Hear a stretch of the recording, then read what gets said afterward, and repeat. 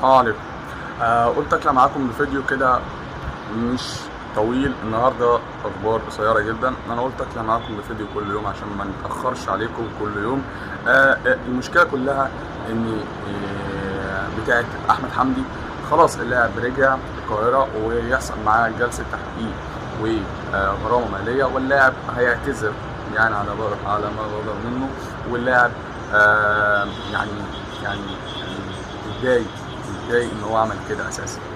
فاللي حصل فيه مشاكل كتيره جدا جوه نادي الزمالك هتتحل ان شاء الله جوه اداره نادي الزمالك بسبب الموضوع اللي انا قلت لكم عليه، اللي هو عايزين يستعجلوا في موضوع ان هم يقدروا ان هم يحسموا مصير المدير الفني الجديد.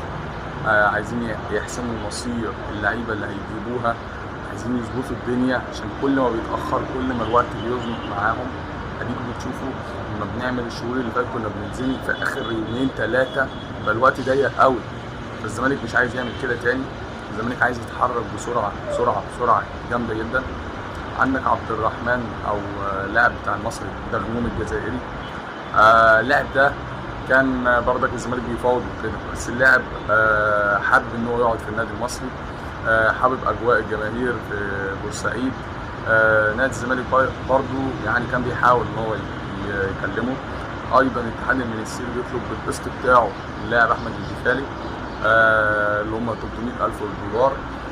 اللاعب ايضا ما لعبش برضك احمد الجفالي خالص، من ضمن اللعيبه اللي كنا بنجيبهم في الوقت الضيق. هي دي مشكله اللعيبه اللي بنجيبها في الوقت الضيق، بتكون لعيبه مش مميزه، بتكون لعيبه مش افضل حاجه. الزمالك لو عايز يجيب فعلا لعيبه كويسه في الفتره دي يجيب لعيبه كويسه في البدايه كده. ان شاء الله نادي الزمالك يقدر ان هو يعدي الفتره دي على خير. حبيت اطلع معاكم بفيديو قصير جدا، ما تنسوش متابعه، لايك، تعليق جميل، والسلام عليكم ورحمه الله وبركاته.